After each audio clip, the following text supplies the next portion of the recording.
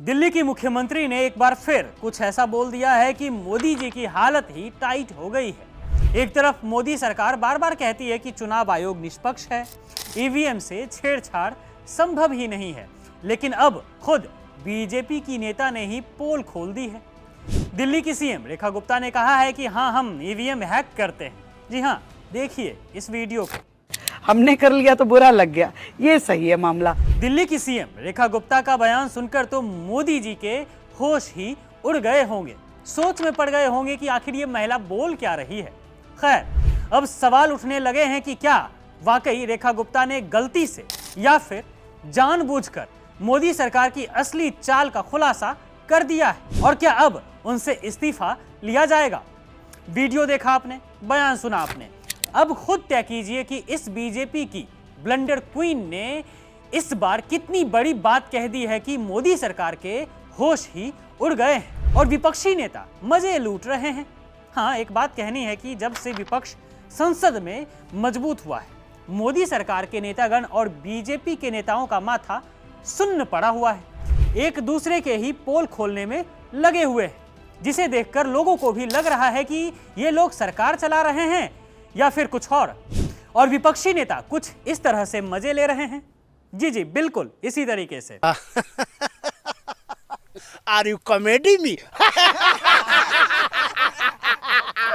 अब जानिए कि माजरा क्या है। दिल्ली की मौजूदा मुख्यमंत्री रेखा गुप्ता, बीजेपी की फायर ब्रांड नेता, उन्होंने एनडीटीवी को एक इंटरव्यू दिया। इंटरव्यू में जब विपक्ष के ईवीएम विवाद पर सवाल हुआ तो रेखा गुप्ता ने ऐसा कुछ बोल दिया कि पूरे देश में हंगामा मच गया है। पत्रकार ने रेखा से सवाल किया कि राहुल गांधी कहते हैं कि आप लोग ईवीएम हैक करते हैं और इसीलिए तो जीतते हैं। एबीवीपी हो या बीजेपी हो, सब ईवीएम हैक कर रहे हैं।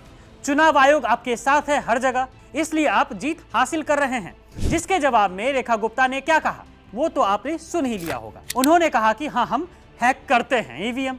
दोस्तों, रेखा गुप्ता हमेशा हिंदुत्व के नाम पर सुर्खियां बटोरती रहती हैं, लेकिन उनकी जुबान वह तो मोदी सरकार के खिलाफ ही बार बार बम साबित होती है। याद है, कुछ दिनों पहले उन्होंने मोदी जी को महिषासुर बुला दिया था। जी हाँ, वही महिषासुर जिसे मां दुर्गा ने मारा था। इसके बाद रेखा गुप्ता बोली थी कि दुर्गा पूजा में मां के चरणों में मोदी जी की फोटो रखें। अरे बहन जी, इतना तो ज्ञान होना ही चाहिए ना कि हिंदू धर्म में चरणों में तो महिषासुर की मूर्ति रखी जाती है, ना कि किसी स्वघोषित देवता की।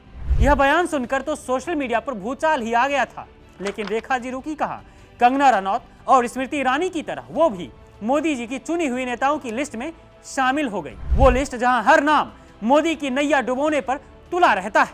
खैर, अब सवाल उठता है कि राहुल गांधी भी तो इसी वोट चोरी पर लगातार बम फोड़े जा रहे थे, और अब रेखा गुप्ता ने भी कंफर्म कर दिया है कि राहुल जी ठीक ही कह रहे हैं। बीजेपी वाले बिना वोट चोरी के एक भी चुनाव नहीं जीत सकते हैं, जिससे मोदी सरकार घबरा गई है। दोस्तों, रेखा गुप्ता का बयान सोशल मीडिया पर आग की तरह फैल गया है, लेकिन क्या अब मोदी सरकार डैमेज कंट्रोल करेगी? क्या रेखा गुप्ता से इस्तीफा लिया जाएगा या फिर सब कुछ मजाक बताकर मुद्दे को दबा दिया जाएगा?